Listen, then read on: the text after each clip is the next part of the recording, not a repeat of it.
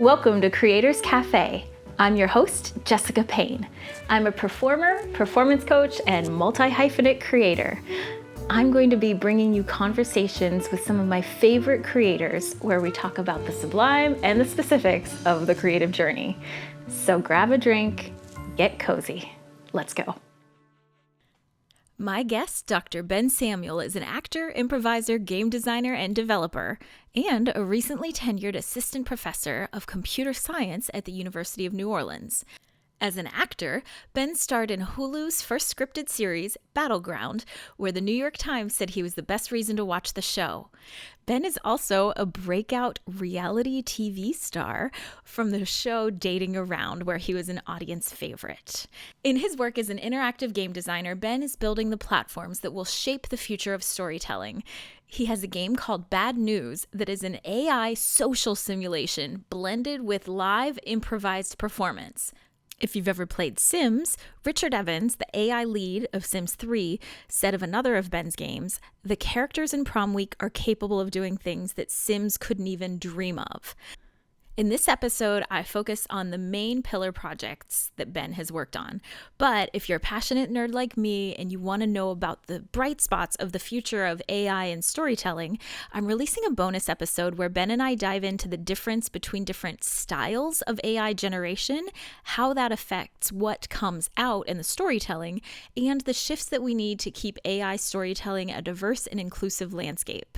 So I encourage you to check out the bonus episode, but right now, let's dive into my conversation with Dr. Ben Samuel. Welcome to Creators Cafe. Oh, Cheers. Thank you so much. Cheers. So, Dr. Ben Samuel. Yeah. Please call me Ben. Most of the time. So congratulations, first of all, doctor, and you also recently got tenure. I did. Congratulations. Thank you so much. That's double cheers. Thank you. Yes. So first off, what are you drinking? Just keeping it simple. Okay. Just a drip coffee with milk and sugar. Excellent. It's delicious. And yourself? Yeah, I've got an iced mocha from Dialogue, our friendly neighborhood cafe that I adore. Thank you, Dialogue. Okay, so you do so many things in addition, and part of it being what you do for tenure, as tenured. Can you talk about maybe some of the titles of jobs that you've had over the years and or things that you identify as a creator? Yeah, absolutely. And I'm glad that you're kind of giving me the out of over the years, because my identity has sort of shifted, from moment in my life to another. So currently I am an associate professor of computer science, as we just discussed. But no one is more surprised than me that is where I'm currently finding myself.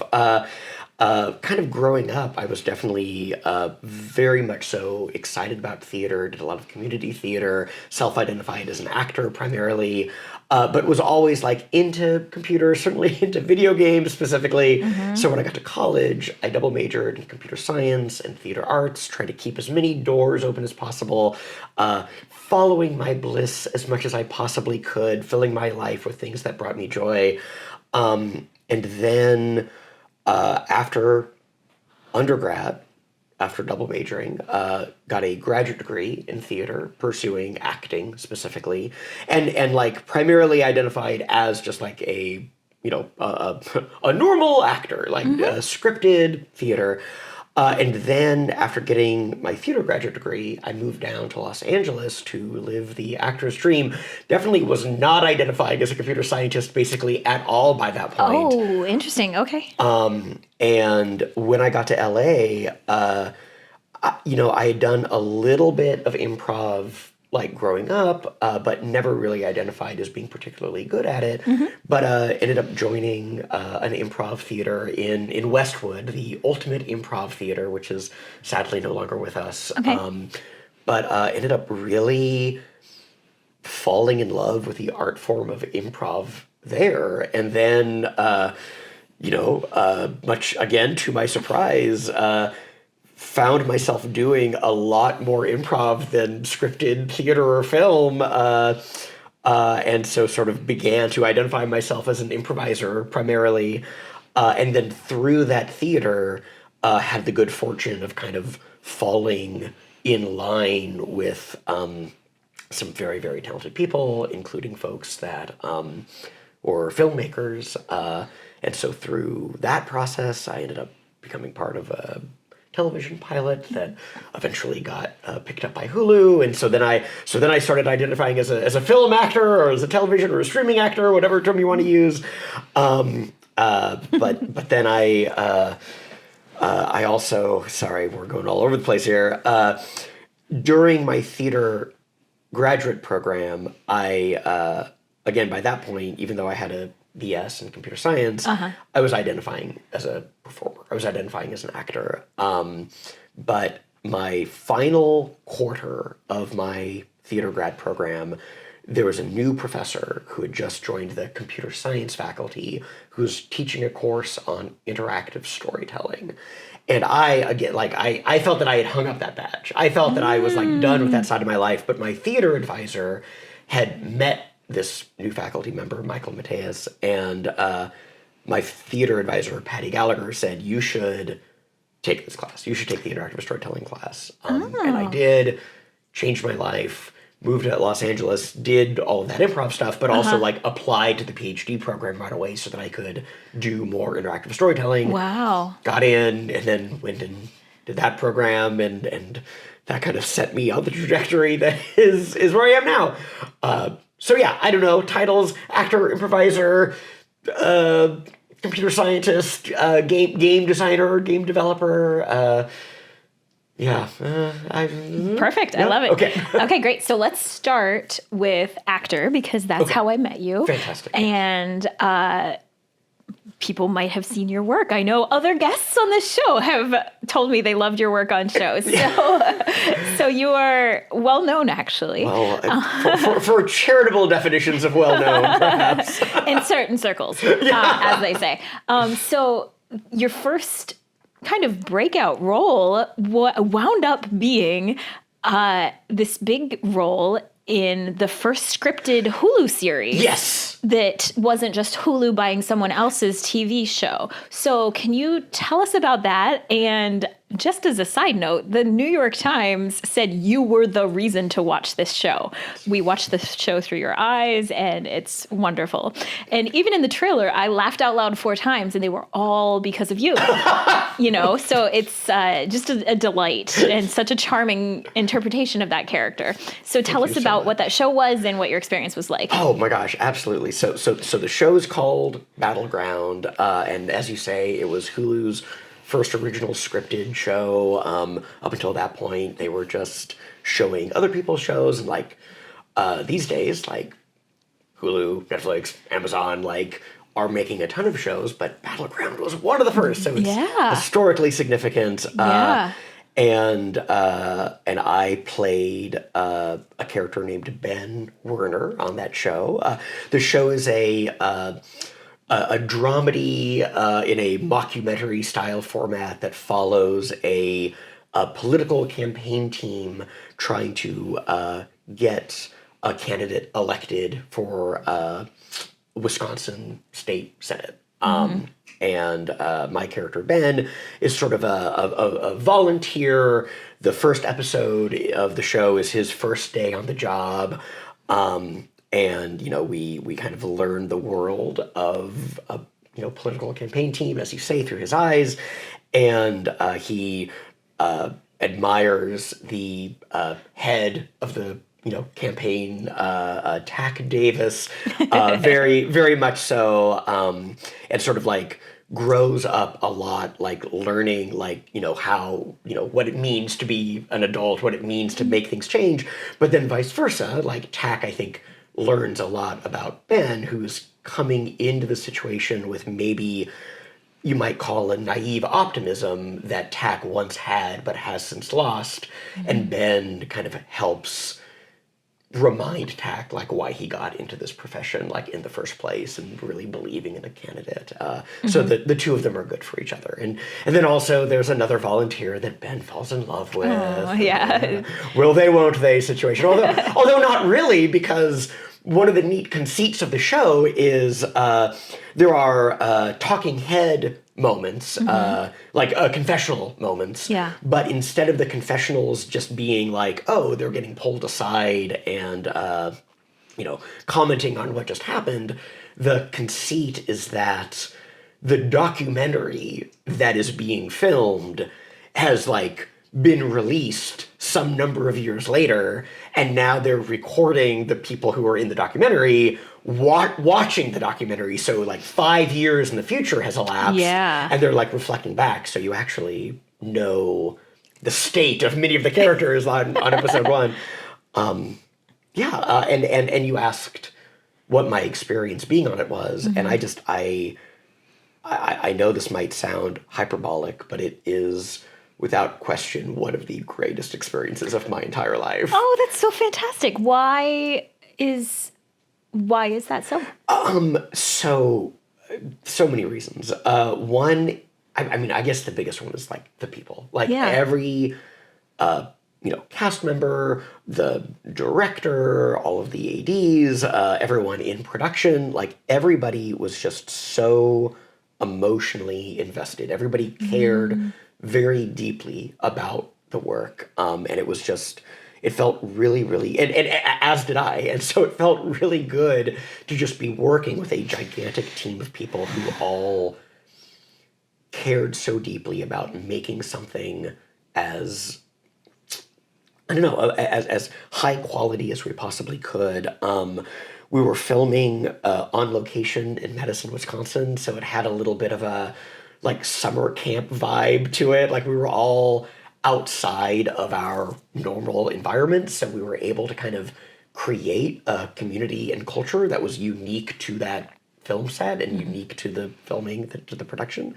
The energy on set was, I think, a really beautiful blend of we're here to work, like we're here to do a job, and so everybody was taking it very seriously, and yet there was also like everyone recognized that we were living the dream. Like everyone recognized that we were like, oh, we got into acting, we got into film to do this, and now we've been blessed with the opportunity to actually do it. So there was like an air of gratitude, an air of levity, and like everyone like laughing and joking, and it just I don't know, all of that together just created an experience that was like I had high hopes, I had high expectations going into it, and all of them were surpassed. That's beautiful. Yeah, I mean, I think we all, whenever we're on a job like that, I'll hope that turns out that way. And it's so beautiful when it actually does.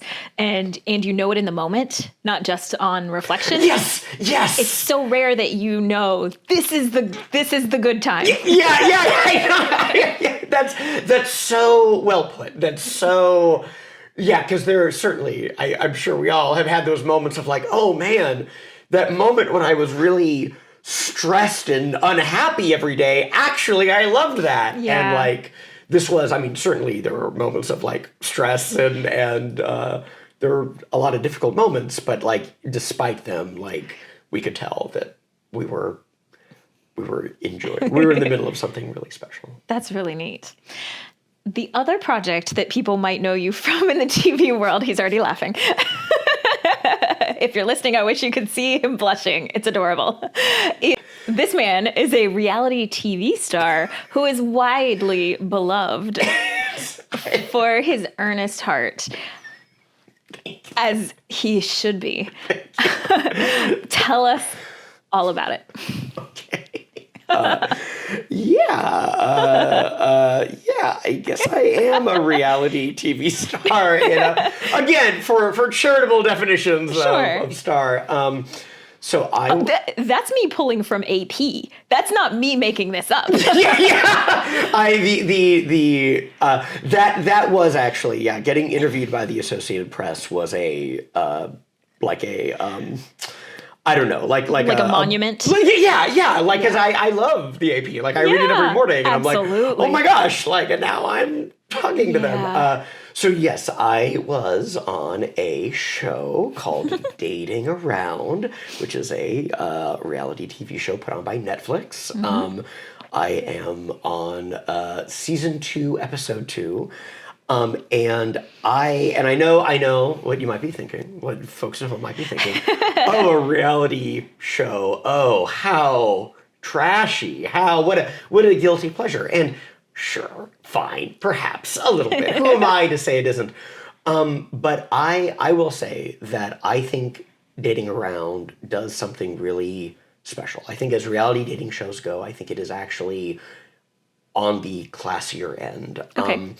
The way that it works, kind of the premise of the show is like a typical dating show. There, any given episode focuses on one person. So I was the star of my episode, and I go on dates with 5 different, remarkable, wonderful, intelligent, funny, clever, beautiful young women, and so that is all, I guess, par for the course. But the thing that is different about Dating Around is it's not like, oh, I go on date 1 and then I like talk about how it went, and then I go on date 2 and date 3, and then at the end I give someone a rose. Like it's not like that. All of the dates are interwoven with each other. So the entire episode is essentially me going on one date, meeting my date outside the restaurant, getting a drink at the bar, getting dinner, walking down the street, getting a drink after dinner. And so the chronology of the episode just kind of goes in that beginning and end, but through some really, I think, beautiful camera work.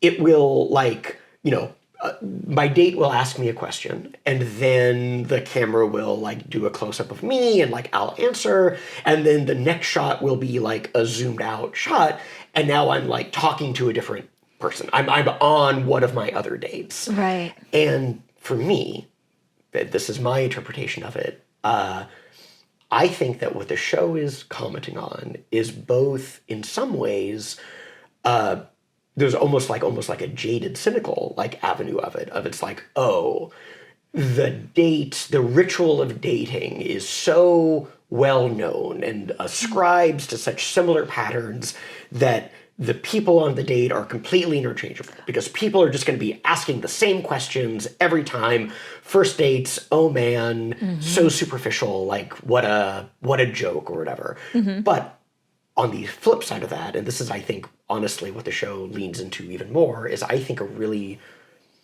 optimistic viewpoint that even though that might be the case to some extent, that first dates do often follow a common pattern, that there is something so incredible and magical and beautiful, because even though maybe the words are the same or the questions are the same, everything is being, of course, filtered through the 2 individuals on that date and the chemistry, the dynamic between them. And that is something that is absolutely unique every single time you go on a date. And being able to kind of see that dynamic change, like back to back to back, from shot to shot to shot, I think really highlights, the excitement that comes with like meeting someone new, in spite of the fact that like going on a first date can oftentimes be like a challenging or rough experience. So I think it's a message of hope. I think it's a message of optimism.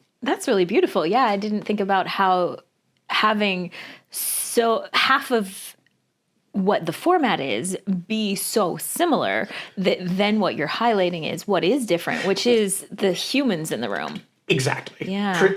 Exactly what I said, but said in 1/10 of the time. Beautiful. Honestly, I'm just sitting here thinking of like that's part of why to get really meta here, the format of me sitting in the same chair asking similar questions to very different artists. Yeah. What's special to me is the humans and how I know lots of people who are wonderful, successful actors and creatives of lots of types, but they're very different than you, and they're they're different than me, and everyone who sits in the chair brings something special, and it's that chemistry and that kind of artistic soul signature that's so beautiful. God, artistic soul signature. I might borrow that if you don't mind. It's a stealing from something I heard recently that I wish I could quote. I'll find it from the show notes, but it was someone on the podcast On Being was speaking. I see. And he talked about this, what you bring special to the table being your soul signature. You're kind of like a fingerprint, a little. I love that. And then I think for this format, it's kind of taking it of not the whole human necessarily, but how they artistically express themselves is what we're focused on in this arena. Yes. And I think, for me, what makes you really special is your deep love of storytelling and seeing how that love of humanity and interacting with people comes out through your connections.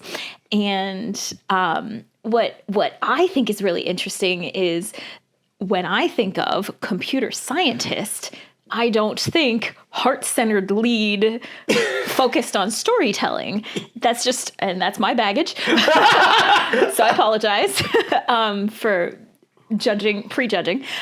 But I think that's why hearing about your projects, which we'll go into in a little bit, is so fascinating to me, because you really do come from this storytelling and prioritizing humanity standpoint. And especially with the SAG after a strike, and we've been really talking about AI. You are an AI specialist who specializes in storytelling and the humanity of it. Yes. And so just the whole connective thread here for me of you taking these past experiences and then weaving them into your current art that is using the current technology, but for the best, is just really exciting and fascinating.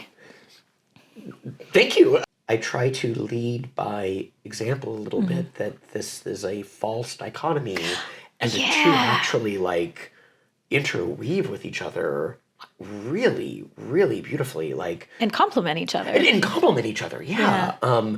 To be a computer scientist is to, in some ways, be an artist. It's to be a problem solver. It's to think of creative solutions to things. And if you're building my background is specifically in game development, but if you're building any piece of software, to think of a way to bring something into existence that did not exist before.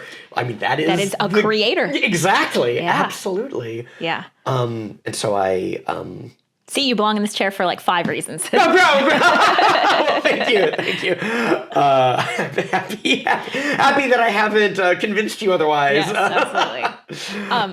absolutely. So I would love to get into kind of the meat of the body of your current work and the projects that got you there. Yeah.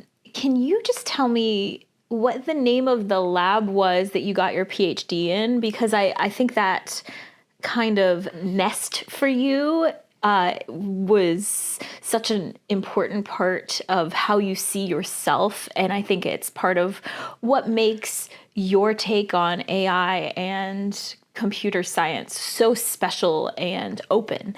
And then lead us into maybe your project Bad News, if that makes sense. Absolutely, yeah. Okay. I would love to. So the lab that I got my PhD in was called the Expressive Intelligence Studio, EIS, or ICE as we called it.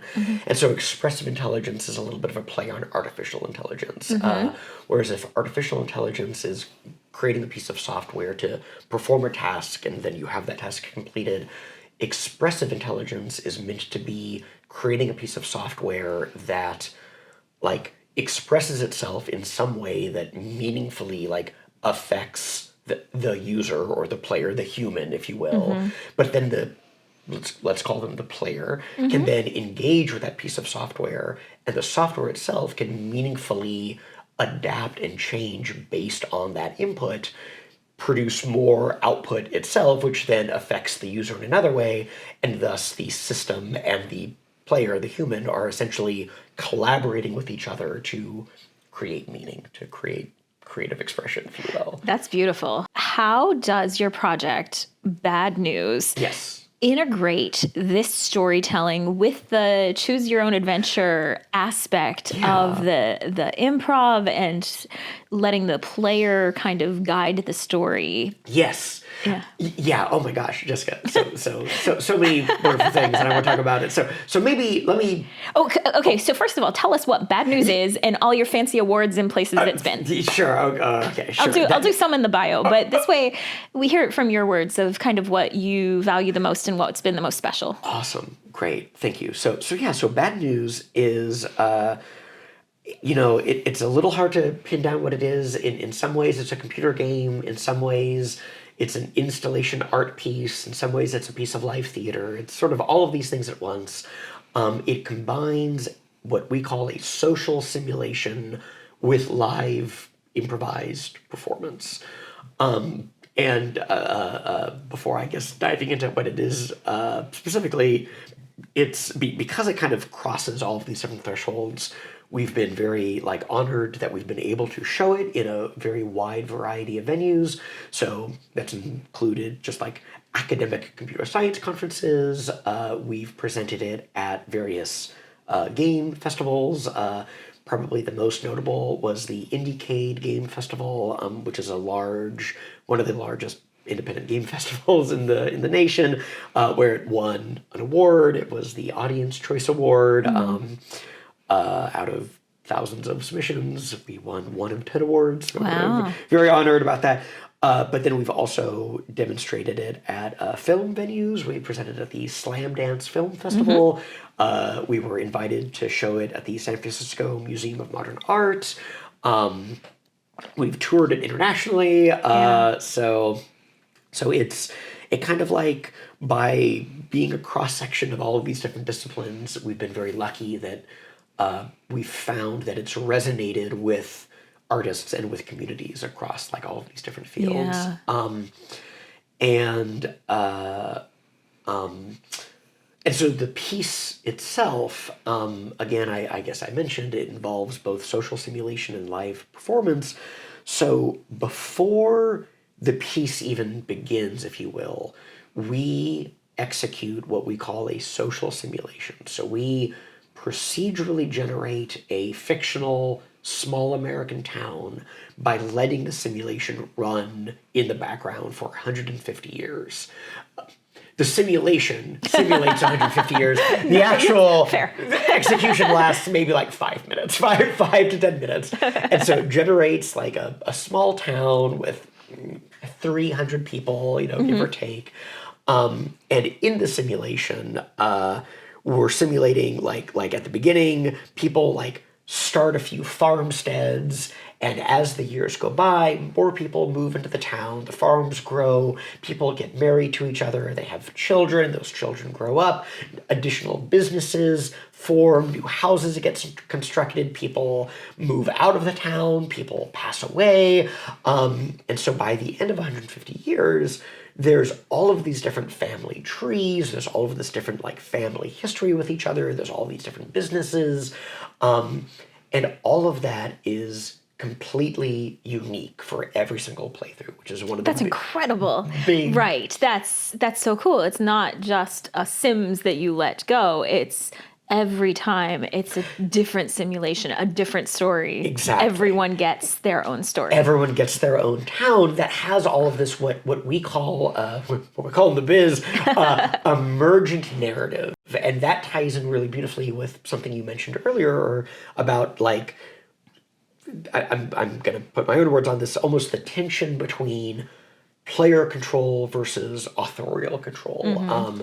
Oftentimes, if you, as an author or creator, are trying to tell a story, you've got something that you want the player to experience, but the tension of interactive media like this is that the player, of course, is an agent of chaos, is someone that is going to be doing things that you as the author might not anticipate. Yeah. And that if you go into it with the mindset of, I have a story for them and I want them to experience it, it can almost create an adversarial relationship that I don't ascribe to. Like for me, my approach to interactive storytelling is there's there's all sorts of other beautiful mediums. Yeah. There's traditional literature, there's film, there's Yeah. theater, there's all these things where you as the author have complete control, essentially. And the consumer, the audience, gets to just enjoy it.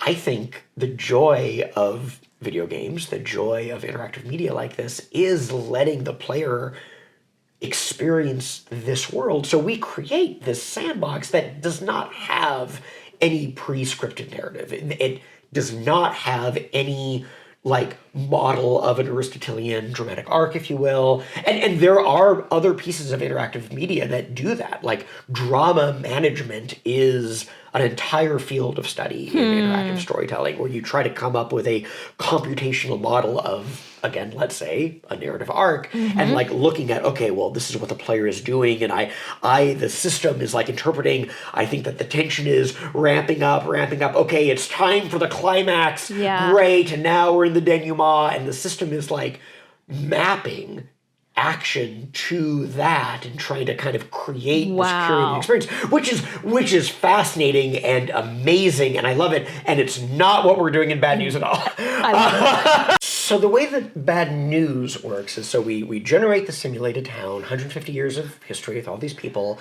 and that's when the player starts playing. And I want to maybe set the scene a little bit about the player experience. It's not like played like on your computer, like a traditional computer game. It's not played like on a console, like a PlayStation or Xbox. You play it by just sitting down like at a table or at a desk.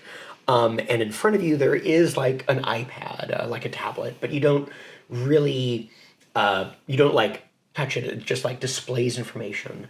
More on that in a moment. And in front of you is like a model theater, like a little like puppet theater with its curtains drawn closed. And that tablet that I mentioned has information about where in the world you currently are, interactive fiction style, if you're familiar with that. So it'll say, like, let's say you're at the bank. It'll say, you're at the bank. You see a bank teller. You see a customer. You see a janitor. And the player speaks their commands out loud. So you play the game by talking out loud. So you maybe say, oh, I speak to the bank teller. And then what happens is that the curtains of that theater are drawn open, and sitting across from you is an actor, a live actor, who is then embodying that character. And the two of you more or less just engage in real-time conversation. The player can more or less say anything that they want to say. Some stipulations, we can talk about that too. And the actor can also more or less say anything that they want, as long as it's in character, where in character is entirely defined by the simulation. So this person that they're embodying, this bank teller in this situation, has lived 50 simulated years. They have a simulated history, they have simulated family, they have their own simulated perception of reality, which may or may not be accurate, because there's this whole confidence model of characters' memories fading over time. Characters can lie to each other, so like as they're living their lives, they might get just false information, and now they have mistaken beliefs.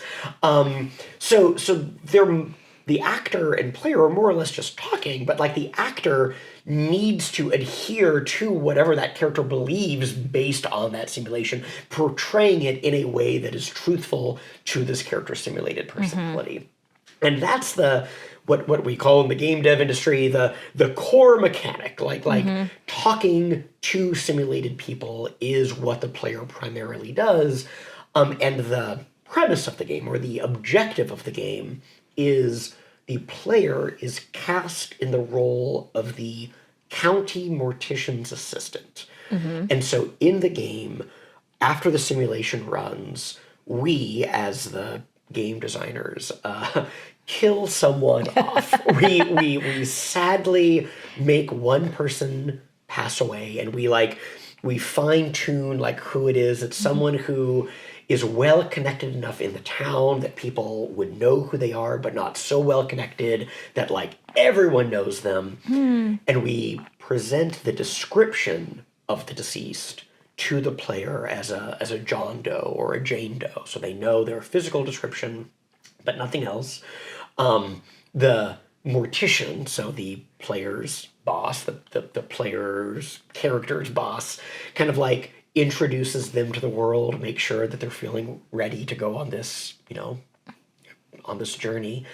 And then when the player is going around speaking to people, they're trying to essentially do two things. Like, first, identify who the deceased is. And then once they're confident they know who has passed away, identify and locate their next of kin so that they can deliver the eponymous bad news. And this is why it doesn't have that Aristotelian dramatic model necessarily, because if I come in and play one simulation, I might feel very Nancy Drew one day and be extra sleuthy and find the answer very quickly, whereas another day I might run a different simulation and hit a bunch of dead ends. Exactly. Okay. Yes.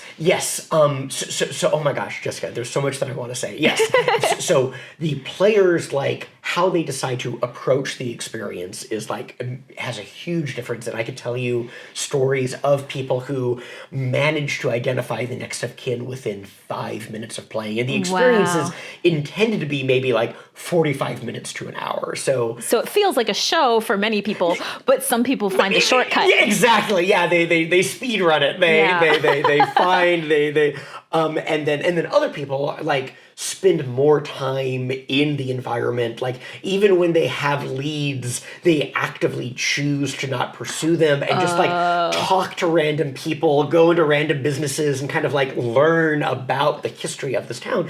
And that is kind of one of the like artistic statements of the piece, is this is a very mundane town, if you will. Yeah. Like every simulated town is mundane. They're people living their lives, going to work, having families, running errands, things like that. But because of this emergent narrative, there are these things that just naturally arise that are different every playthrough. Star-crossed lovers, rival like delis or rival diners that just happen to be institutions, and people falling in love across these family lines, businesses of, this was a long running, family institution, and then like the son took it over and then it shutters the next year, and now everyone in town is like angry at them. None of this is hard-coded, but like almost always, we're able to find these narratively satisfying like nuggets that we can then surface naturally through the player interacting with these people. And so part of the experience then is both finding these latent narrative nuggets in the simulation, and then finding ways in character to kind of naturally bring them up for the player to then choose to pursue or not pursue as they see fit. Kind of the simulation itself is presenting you with the emergent narrative. Yes. But then there's free will from the player to decide whether to go straight to the heart of it or explore side quests. But then there's also free will from the actor who's interpreting it and embodying those characters to decide, okay, I've been given this fact list. I'm going to adhere to this, but what things am I going to prioritize and highlight and lean into? Jessica, you have identified it exactly right. Exactly. That's so cool. And one other thing that I want to make sure that it gets said is it's so in the productions of Bad News, I have been the actor. I have been the improviser. Yeah. But there's another member of the team that is crucial to the experience, and we call him the Wizard, kind of like the man behind the curtain, a la Wizard of Oz. And he's essentially like live coding Python code to, in real time, scour the simulation for those narrative tidbits, for those narrative nuggets. And then he's communicating that to me in real time through like a Slack channel, basically. Yeah. And so like frequently I am like in character, talking to the player, having a real-time conversation, while also perceiving what the wizard is like sending me. I also, like, as the actor, I have like a computer interface that gets populated with all of those things I was mentioning about the character's personality and family and history and perception of reality. So there's all of these channels of information happening concurrently, and there's this real-time kind of like, yeah, as you say, free will pruning process to decide what information is most salient. And even though, from the player's perspective, we want it to feel mostly like they're going on this adventure kind of on their own, little do they know that it's this whole, jazz ensemble. Like, it's this whole real time, everybody, like, I should just use the metaphor of improv. It's like a little improv team working together to try to create this piece that adheres to our artistic vision of, like, as I mentioned, I think I said the setup and I didn't say the finish. It's a mundane town. Everyone is living their simple lives, but by exploring the town and learning how interconnected everybody is to each other, learning how interconnected the deceased was to his neighborhood or to his or her neighborhood and family. We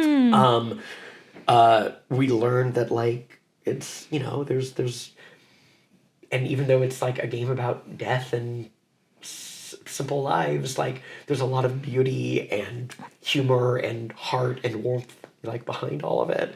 And it's like this whole team, like, working together to kind of like create this experience. That's so beautiful. It's very themes from, like, It's a Wonderful Life. Kind of. Yeah, a little bit. Yes. The beauty and the mundane struggle of an average person. That's, yes. In that interconnectedness. That's cool. Also, what a concierge experience that this player gets so much time and attention and really guided through this experience. It's the opposite of a startup. It's the opposite of scalability. Yes. And so just to have that attention is so special. That absolutely. Yeah, no, we view it as us crafting this very bespoke interactive experience for every single participant, which is a beauty and a curse. Is a blessing and a curse. It certainly limits the total number of people that can experience the piece, but I do think leaves participants who go through it feeling like they just experienced something meaningful. And like, for the participants, like some of the time when they, like, if they find the next of kin right away, we need to very quickly craft, like, justifications to kind of, like, send them, like, off the trail. And there's been a couple of, like, really, like, kind of incredible moments that have arisen from that. And then another thing, I guess, just that has meant a lot to me from the piece is sometimes people go into it, it is a piece of improv, and I think frequently people associate improv with comedy. I know I certainly do. And we want the piece to be flexible. We want the piece to adapt to however the participant chooses to engage with it. But we also want there to be a little bit of somberness. We want there to be a little bit of, meditation on the nature of life and death. And so sometimes people will go into it with a very kind of, like, jokey attitude. And again, totally fine. No wrong answer. But moments that have really, I think, landed with me and the rest of the team is people who have started with that sort of, like, lighthearted, flippant attitude, and then when they find the next of kin, there's sort of like a dawning realization of, like, oh my gosh, like, I need to tell this person who, like is just me, like looks like me. And they've seen you do all the other characters. And I do all of the other characters, so they've spoken with me 10 times as 10 other characters, and yet there's a weight that something about the experience, they begin to, like, recognize. And there's been moments where, like, they're sitting at this table, like, I'm just across from them behind this, like, theater, and they'll be, the character will be, like, at a bar, for example, and the players will say, hey, can we go someplace more private?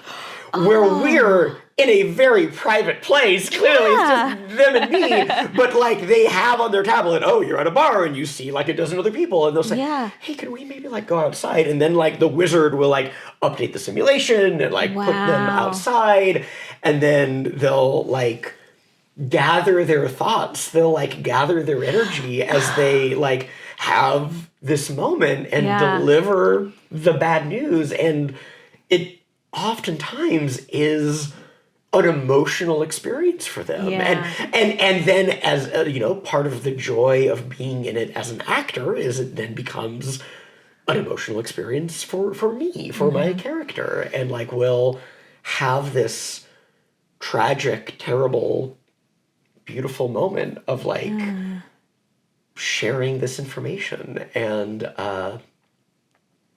then that's the end. Like the curtains close. Oh, that's so beautiful. And then, well, I guess I should say it's not quite the end. Like it's the end of the player's involvement. Like that's the end of the interactive experience. But another one of the advantages, I guess, like another affordances, like another one of the affordances of this being a simulation is that, sure, we simulate it for 150 years, and then that's when the player is plopped into the simulation. But that doesn't need to be the end of the simulation. And in fact, it isn't. Oh. So imagine like, classic 80s movie, like, oh, where are they now? Like the epilogue. We then run, after the end, after they deliver the bad news, rerun the simulation for another 30 years into the future. And the player can then check in on all of the people that they met, like all of the townspeople that they met, and see how they're doing and follow up on all of the little like storylines and, squabbles that they were involved with, or hopes and dreams that they had, and find out if they were ever like succeeding in them. Wow, it's like a reunion of your favorite show. Exactly. Yes, but right then and there. You're really playing with kind of time and space here. That's really cool. Yeah. Wow, that's incredible. That's bad news. That's bad news. Good news about bad news. Okay. Tell me just a little bit about Prom Week, the one that got this all started. Yes. So Bad News is my second award-winning piece of interactive media. All right. My first is a game called Prom Week. Prom Week is powered by a social simulation called Comme il faut, made by myself and some of my colleagues. And one of Comme il faut's claims to fame is Richard Evans, who is the AI lead of The Sims 3. And The Sims is a big major inspiration both for Comme il faut and Prom Week. So Richard Evans visited the lab, played Prom Week, and walked away telling us the characters in Prom Week are capable of doing things that The Sims couldn't even dream of. Wow. And so we're very, very proud of that. I could go into a lot more detail, and I think The Sims is perhaps inarguably a better game than Prom Week is. There's an interesting divide of just, powerful AI technology does not equate to more pleasurable, like playable experience, and there's a lot that I could talk about there.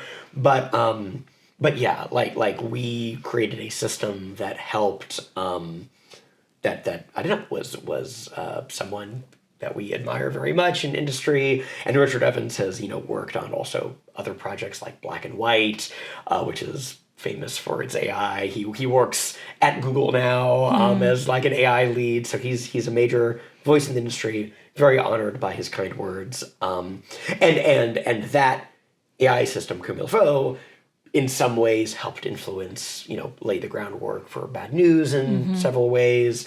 The V-Space project that I mentioned earlier builds off of the AI framework of Prom Week. And so yeah, that's how we got our start, I suppose. Beautiful. And Prom Week was really exploring those character relationships, and that's what got you started. Yes. Prom Week also, yes, about character relationships. Yeah. Also, the player create their own storyline, but in concert with, in collaboration with the desires and social tendencies of the characters. So the characters, the AI characters, aren't going to act outside of their comfort zones. They're going to always adhere based on what makes sense to them, given their social histories with one another and their personal like traits and characteristics. But then the player has their own kind of like in-game objectives that may or may not align with what the characters want to do. So the act of playing prom week is in some ways massaging the social state by asking characters to do things that they do want to do, trying to kind of line up your social dominoes so that the social state changes in such a way such that eventually what the characters do want to do with one another is exactly what the player wants to do. So that's the kind of very much like high school, like just trying to navigate your way through personalities. Exactly. Dr. Samuel. Ben, please. I have the chance. I'm going to take it.